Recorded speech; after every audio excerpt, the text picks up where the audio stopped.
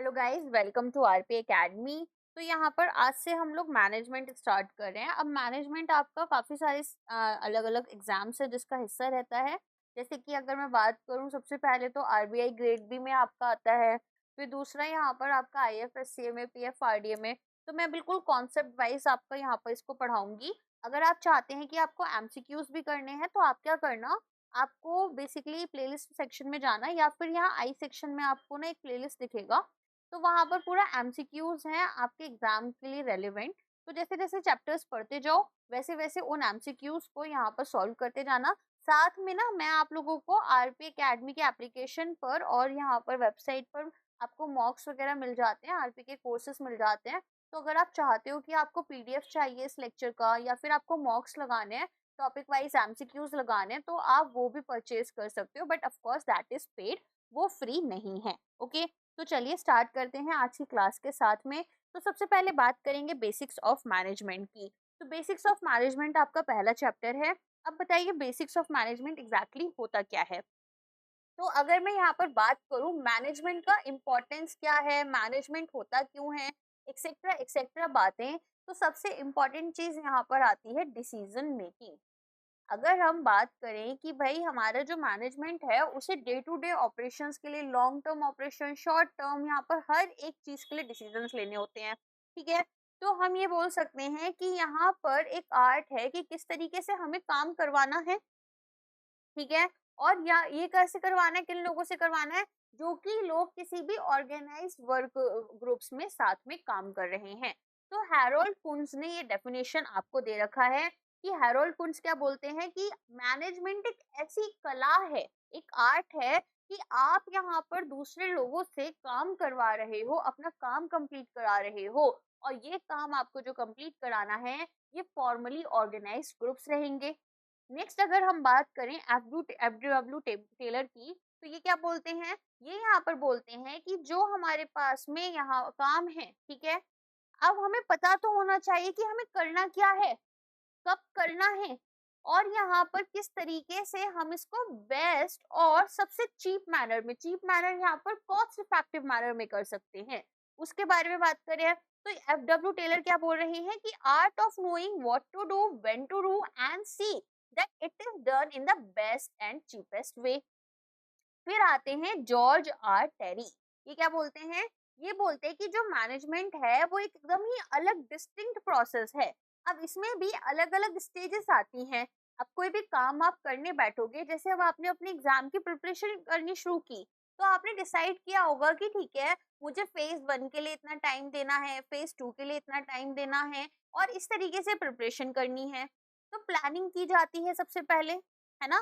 फिर उस प्लानिंग के बाद में हम ऑर्गेनाइज करते हैं, देखते हैं कि हमारे पास क्या क्या रिसोर्सेज हैं, कैसे हम इन्हें बेस्ट पॉसिबल मैनर में यूज कर सकते हैं।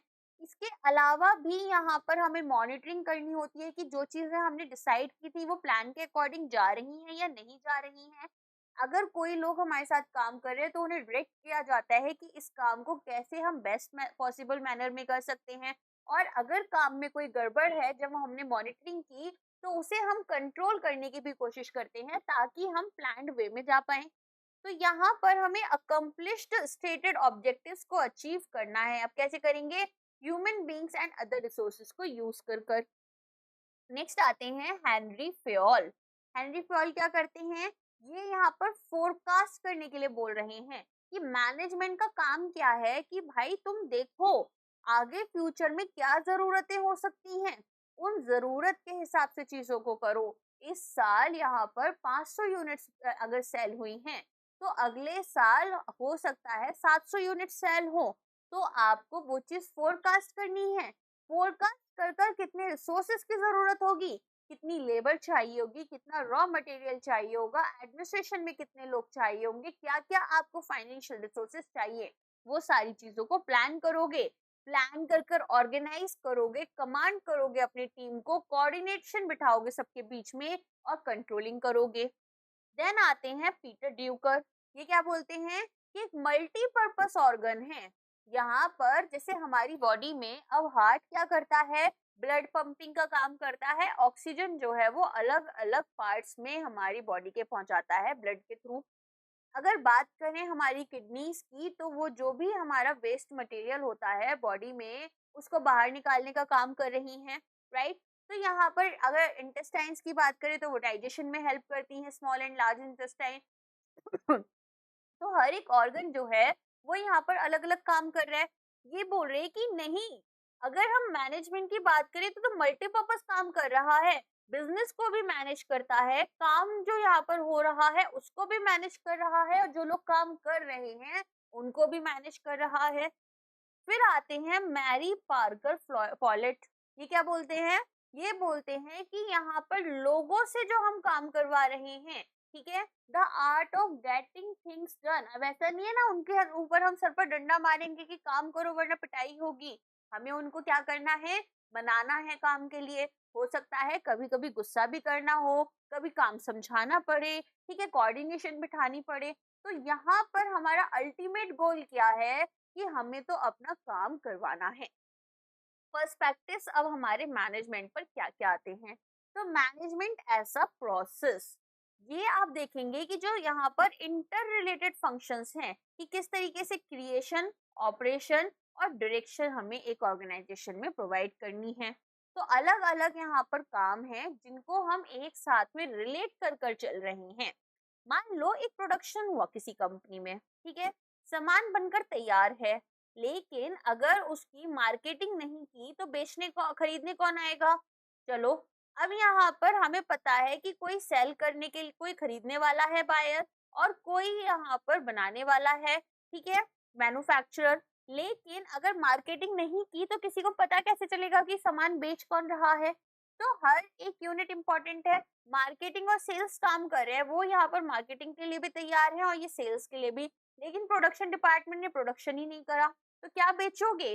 तो यहाँ पर आपके इंटर रिलेटेड फंक्शंस है, सारे फंक्शंस एक दूसरे के साथ में रिलेट करते हैं, कोरिलेट कर कर चलेंगे और क्रिएट करेंगे, ऑपरेट करेंगे और डायरेक्ट करेंगे एक ऑर्गेनाइजेशन को।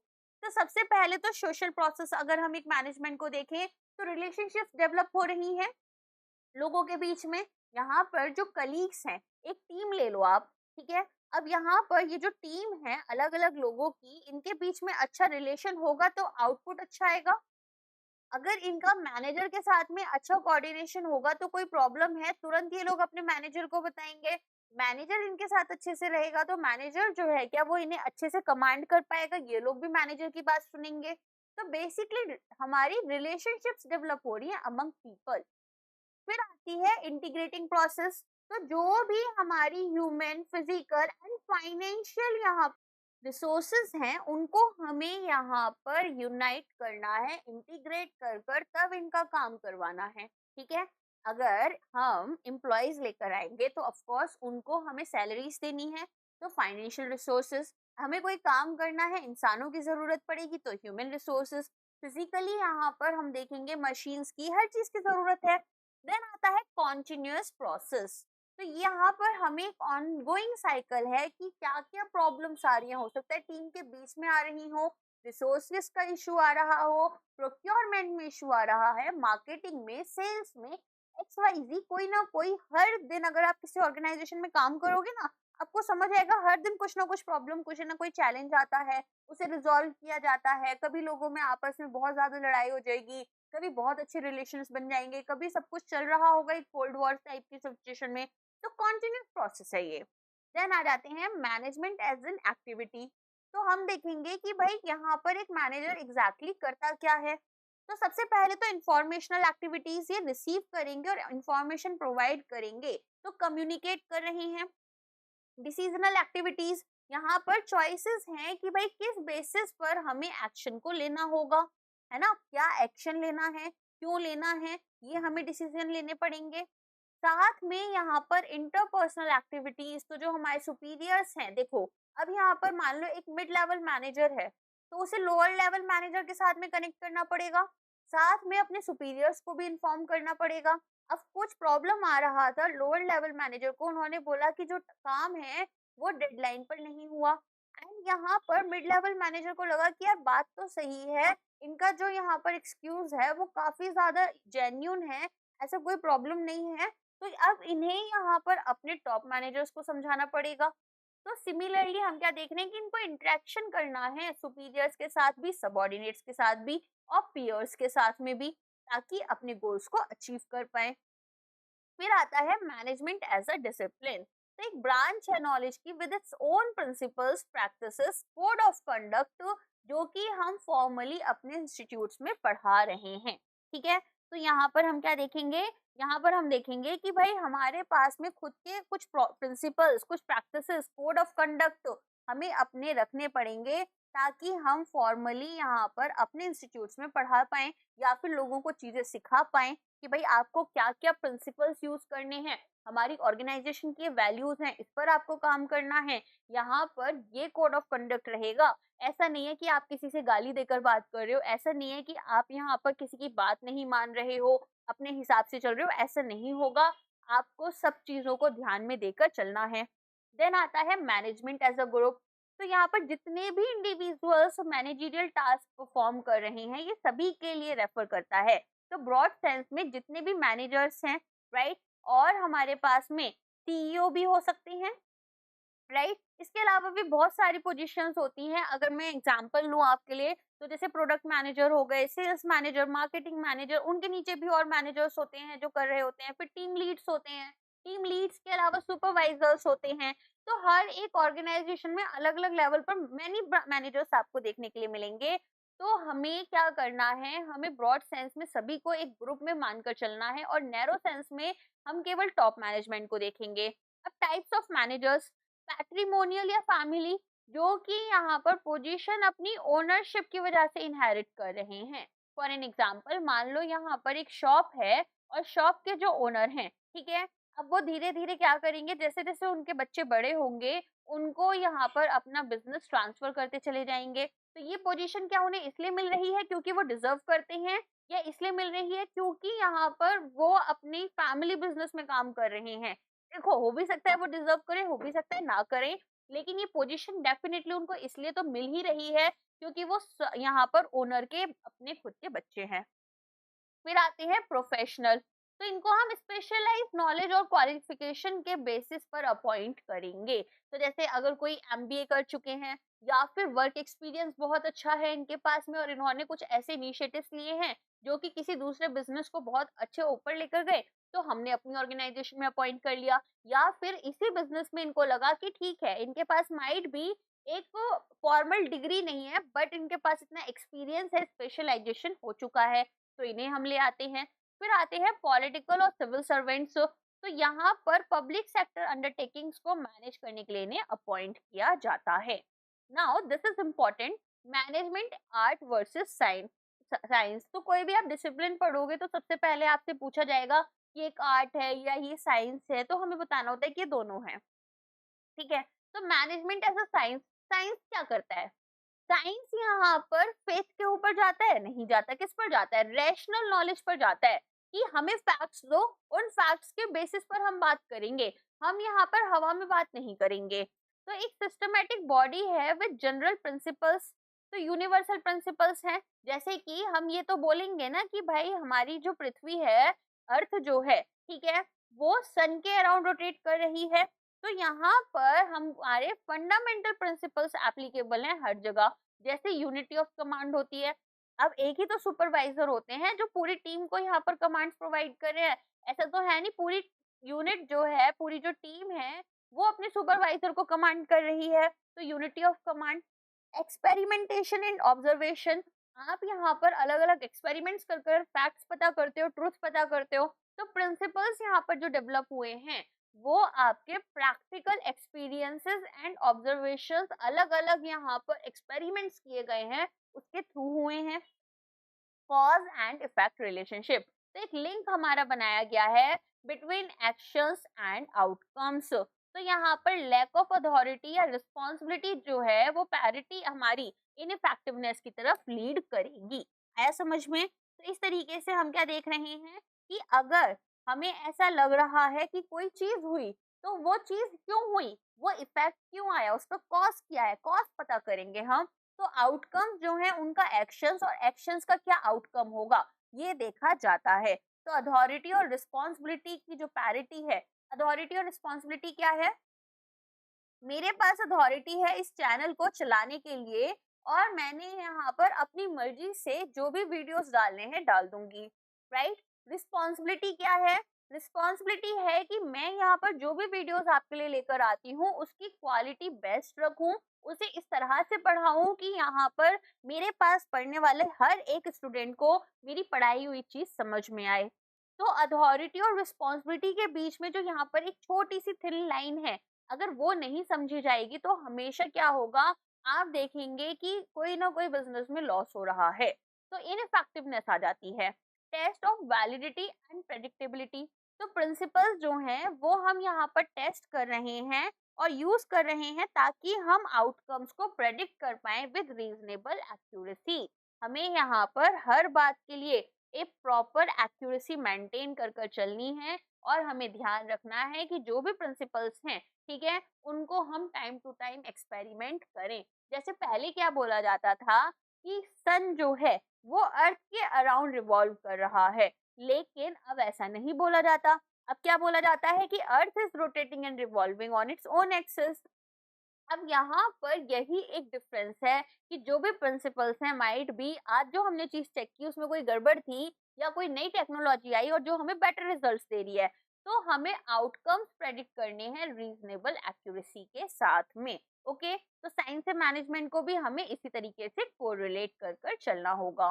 अब आते हैं हम मैनेजमेंट एज एन आर्ट पर। तो यहाँ पर आप क्या देखेंगे कि आर्ट में क्या होता है, हमारे पास जो नॉलेज है, जो स्किल्स हैं हमें, ठीक है, उनको हम यहाँ पर यूज कर रहे हैं, अप्लाई कर रहे हैं। तो अब यहाँ पर साइंस ने हमें चीजें सिखा दी, अब उन्हें हम किस तरह से बेस्ट पॉसिबल वे में रखें कि एक ब्यूटीफुल कैनवस हमारे सामने आए। तो यहाँ पर प्रैक्टिकल नॉलेज लगाई जाएगी।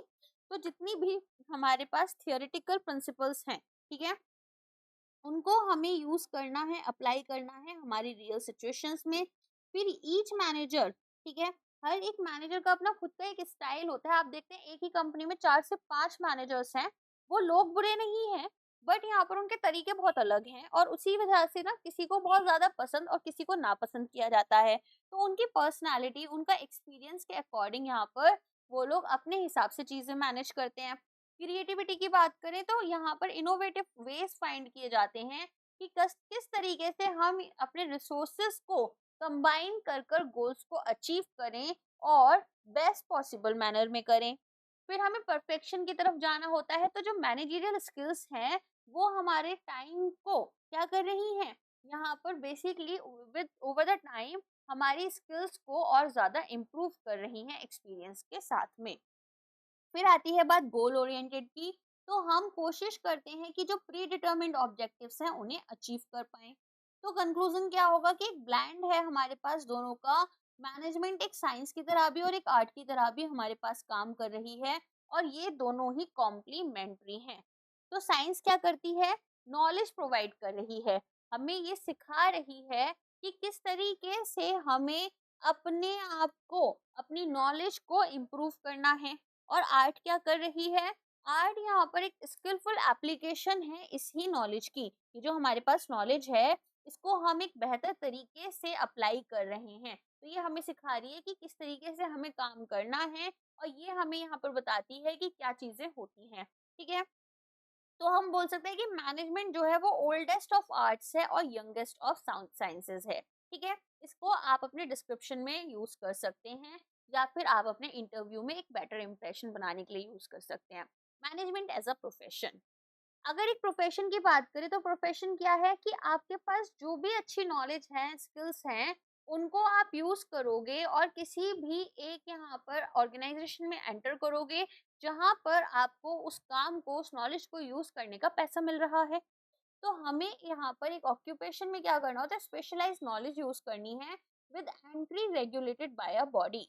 तो मैनेजमेंट यहाँ पर कुछ गोल्स को फुलफिल कर रही है या कुछ क्राइटेरियाज को फुलफिल कर रही है, लेकिन सभी को नहीं करती। तो एसेंशियल्स क्या है हमारे प्रोफेशन के, सबसे पहले स्पेशलाइज नॉलेज चाहिए। तो डेफिनेटली मैनेजमेंट जो है एक सिस्टमेटिक बॉडी है नॉलेज की। फॉर्मल एजुकेशन या ट्रेनिंग, तो पार्शियली एक एमबीए को ऑफन प्रिफर किया जाता है, बट जैसा मैंने आपको बताया कि बहुत बार लोगों को एक्सपीरियंस से इतना अच्छे से काम करना आ जाता है कि उन्हें भी हम मैनेजमेंट पोजीशन पर लेकर आ जाते हैं। अगर एक सोच कर चलो कोई पर्सन है, किसी ने बहुत यहाँ पर उनके पास कोई बहुत अच्छी स्किल थी, उन्होंने एक अपना बिज़नेस स्टार्ट किया, करते-करते वो बहुत अच्छे लेवल पर चले गए। क्या उन्होंने कोई एमबीए या कोई ऐसी प्रोफेशनल डिग्री ले रखी थी? नहीं। बट स्टिल यहाँ पर कहीं न कहीं उनका ब्रेन इतने अच्छे से सारी चीज़ों को कर पाया कि वो एक बेटर मैनेजर बन गए। तो ज़रूरी नहीं है कि फॉर्मल एजुकेशन हो। फिर आती है सोशल ऑब्लिगेशंस की बात, तो मैनेजर्स यहाँ पर अपने ओनर्स के लिए रिस्पॉन्सिबल हैं, अपने एम्प्लॉइज और सोसाइटी के लिए। तो यहाँ पर ये कोशिश करते हैं कि बेस्ट चीज़ें प्रोवाइड करें और यहाँ पर क्वालिटी गुड्स जैसे इनको प्रोवाइड करना है, क्वालिटी सर्विसेज प्रोवाइड करनी है। कोड ऑफ कंडक्ट तो यहाँ पर पार्शियली बॉडीज जैसे कि आपकी एआईएमए है, इन्होंने कुछ कोड्स बता रखे हैं, ठीक है। अब ये आपके लीगली एनफोर्सेबल नहीं है। आपने कॉर्पोरेट गवर्नेंस तो सुना होगा कि लीगली एनफोर्सेबल है, लेकिन उससे ज्यादा और कोई कोर्स खास सुने नहीं होंगे कि भाई मैनेजमेंट में आपको यूज करने हैं। रिप्रेजेंटेटिव बॉडी, तो यहाँ पर एआईएम एग्जिस्ट तो कर रही है, लेकिन कोई स्टैट्यूटरी पावर्स उनके पास नहीं है। जैसे आईसीआई के पास में काफी सारी स्टैट्यूटरी बॉडी यहाँ पर पार्ट्स हैं, ठीक है।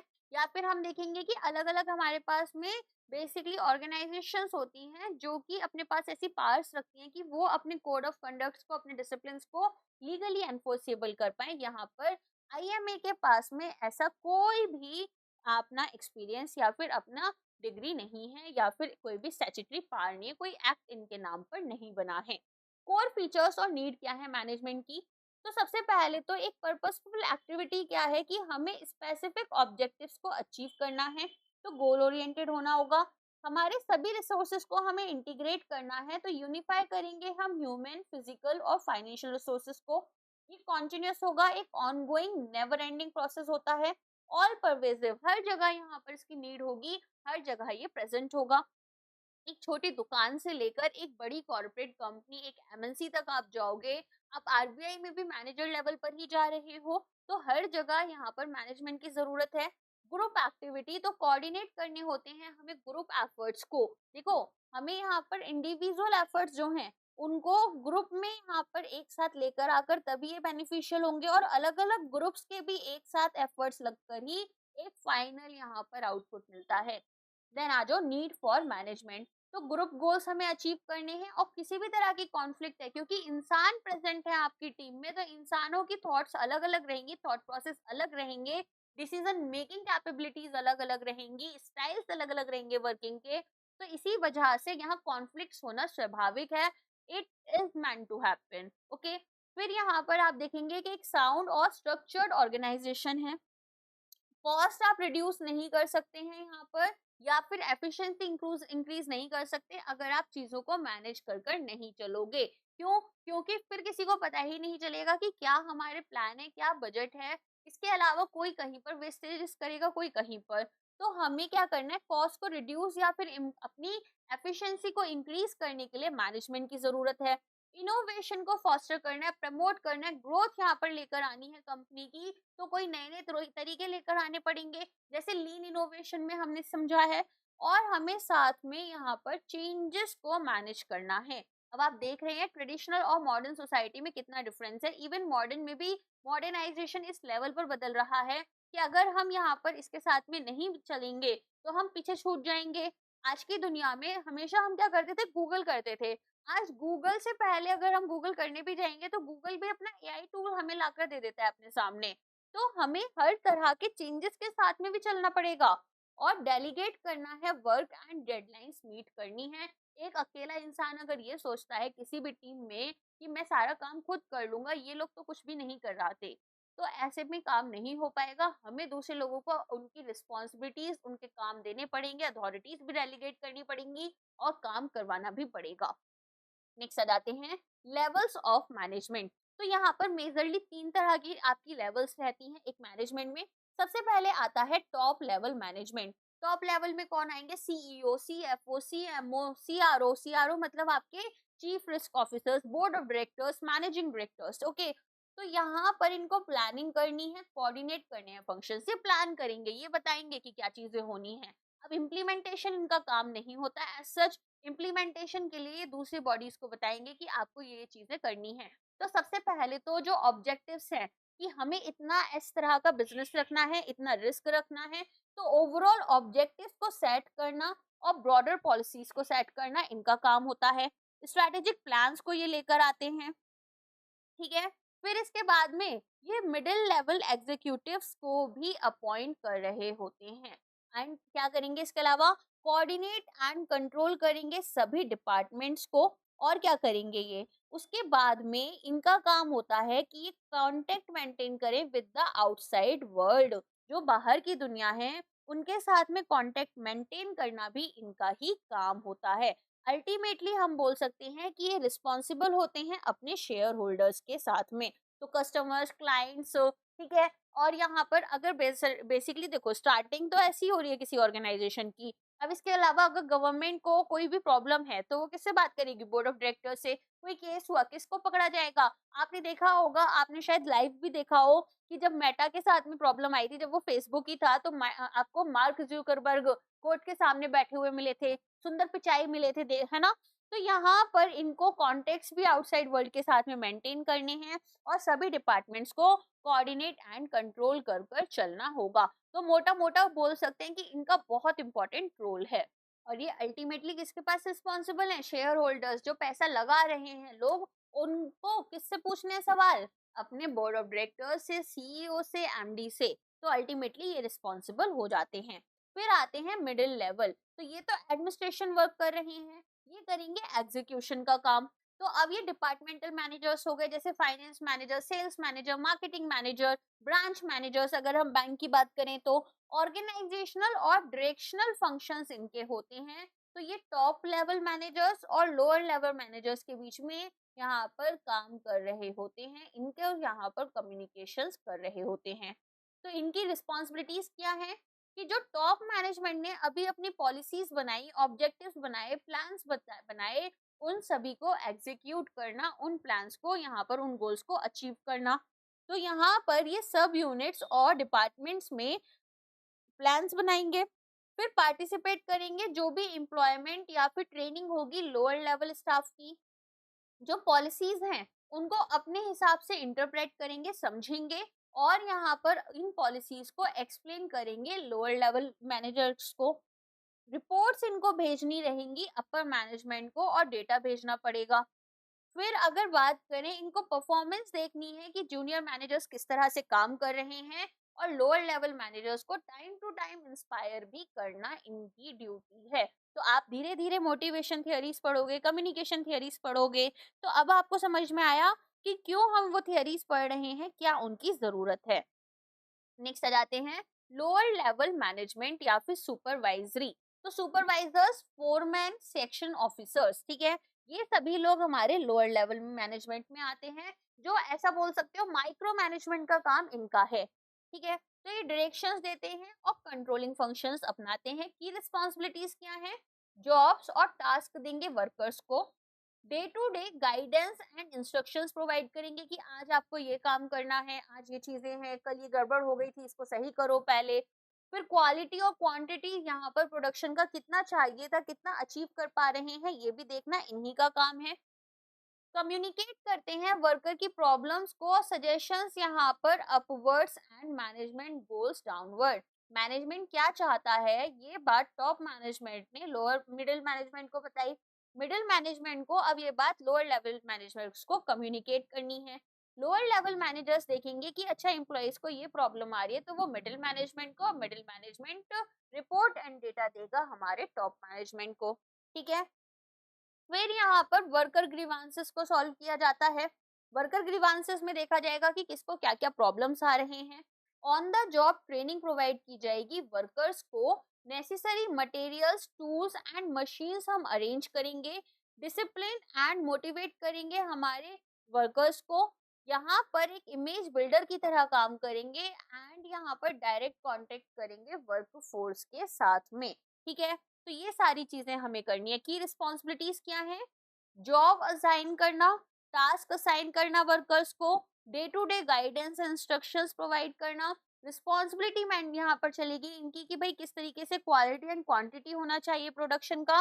कम्युनिकेट करेंगे वर्कर की प्रॉब्लम, सजेशंस प्रोवाइड करेंगे यहाँ पर, ठीक है। साथ में वर्कर्स के ग्रीवांसेस को सॉल्व करने का काम इनका है। ऑन द जॉब जो भी ट्रेनिंग रहेगी वो भी यही प्रोवाइड करते हैं। देन आ जाते हैं मैनेजमेंट के ऑब्जेक्टिव्स पर।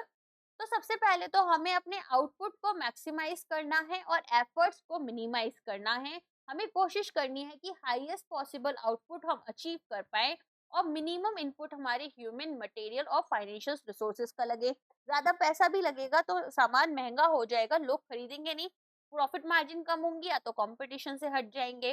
तो एफिशिएंसी और कॉस्ट रिडक्शन लेकर आना है। फैक्टर एफिशिएंसी लाना है। फैक्टर्स क्या क्या होते हैं? इनपुट फैक्टर्स क्या रहेंगे? लेबर रहेगी, रॉ मटेरियल रहेंगे, अदर ओवरहेड एक्सपेंसेस रहेंगे, कैपिटल रहेगा।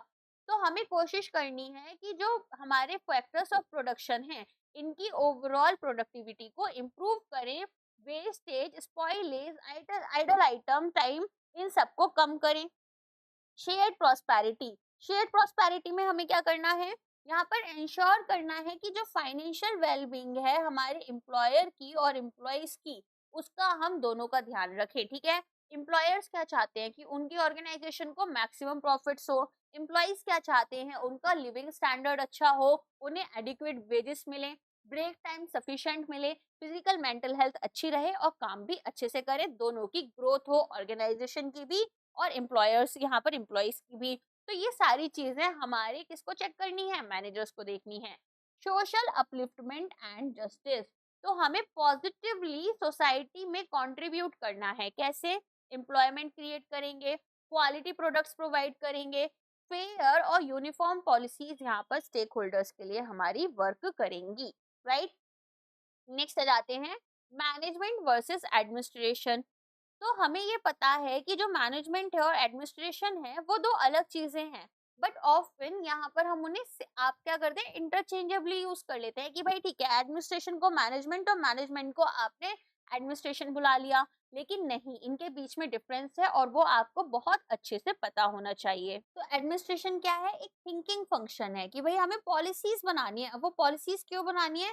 ताकि हम वेलफेयर कर पाए अपने लोगों का, है ना।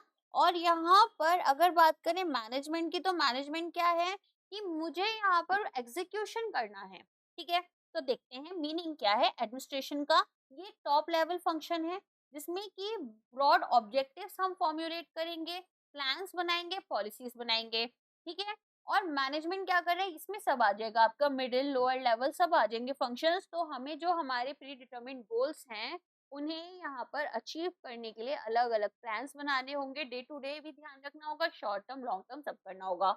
ये एक डिसीजन मेकिंग ऑप्शन है, डीसी फंक्शन परफॉर्म कर रहे हैं। और ये एग्जीक्यूशन और डूइंग फंक्शन, ये यहाँ पर डिसाइड करेंगे कि क्या करना है और कब करना है। ये बताते हैं कि कौन इस काम के लिए बेहतर है तो कौन करेगा और कैसे करेगा। यहाँ पर एडमिनिस्ट्रेशन में हमारा फोकस क्या होता है? हमारा फोकस है कि कॉन्सेप्चुअल चीजों को ध्यान पे रखें और ह्यूमन स्किल्स प्रोवाइड करें। यहाँ पर हमें टेक्निकल और ह्यूमन स्किल्स दोनों की जरूरत पड़ेगी। एप्लीकेबिलिटी यहाँ पर नॉन बिजनेस एंटिटीज में होती है एडमिनिस्ट्रेशन की, जैसे गवर्नमेंट, हॉस्पिटल, क्लब्स। ये आपका बिजनेस प्रॉफिट मेकिंग में है। अब आईएएस क्या है? Indian administrative services. इनको एडमिनिस्ट्रेशन करना है, पॉलिसीज वगैरह बनानी है, उन्हें इम्प्लीमेंट करने के लिए दूसरे लोग काम करेंगे, ये बताएंगे कि कैसे इम्प्लीमेंटेशन होना है। ठीक है, की इन्फ्लुएंस, तो यहाँ पर एक्सटर्नल फैक्टर्स आएंगे, पब्लिक ओपिनियन क्या है, गवर्नमेंट की क्या पॉलिसीज हैं। यहाँ इंटरनल फैक्टर्स, कितने रिसोर्सेज अवेलेबल हैं, किस तरह से काम करना है, क्या रिपोर्ट्स और डेटा बोल रहे हैं, अकॉर्डिंगली डिसीजन मेकिंग की जाएगी। ये अपने ओनर्स को यहाँ पर रिप्रेजेंट कर रहे हैं जो कि प्रॉफिट कमाएंगे अपने कैपिटल पर। ये एम्प्लॉइज को रिप्रेजेंट कर रहे हैं जिनको रेन्यूमरेशन मिल रहा है। क्या पूछा जाता है एक मैनेजर से? बताइए आपके डिपार्टमेंट ने या आपकी टीम ने क्या काम किया, आपकी टीम ने ये काम क्यों अच्छे से नहीं किया, आपकी टीम ने डेडलाइंस क्यों मीट नहीं की, आपकी टीम इस तरह से सवाल आते हैं। तो यहाँ पर आप अपने एम्प्लॉइज जो कंपनी के हैं, जो आपके अंडर काम कर रहे हैं, उनको रिप्रेजेंट करते हो। Traditional versus modern view of management. Traditional view में हमारे पास में art of getting things done by others पर फोकस्ड है। और मॉडर्न व्यू में हम एक प्राइमरी ड्राइवर की तरह देखेंगे इसको, जो कि ऑर्गेनाइजेशन को प्रोडक्टिव एंड एफिशिएंट बना रहे हैं। ये आपका प्रोसेस है प्लानिंग का, organising, staffing, directing and controlling का। और ये आपका यहाँ पर प्रोसेस है कि आपको एक conducive internal work environment create करना है। ठीक है, अगर बात की जाए ट्रेडिशनल व्यू में तो ये बोलते हैं कि भाई हमें मोबिलाइज रिसोर्स यहाँ पर करना है, रिसोर्सेज को मोबिलाइज करना मतलब इनको यूटिलाइज करना है बेस्ट पॉसिबल मैनर में ताकि एक गोल को मीट कर पाए। इनका काम है यहाँ पर मॉडर्न व्यू में कि हमें एक्सटर्नल एनवायरनमेंट में होने वाले सभी चेंजेस के हिसाब से खुद को अडेप्ट कर कर अपनी स्ट्रेंथ का बेस्ट पॉसिबल यूज करना है, लेवरेजिंग करनी है। अब आते हैं हमारे इवोल्यूशन ऑफ मैनेजमेंट थॉट के ऊपर।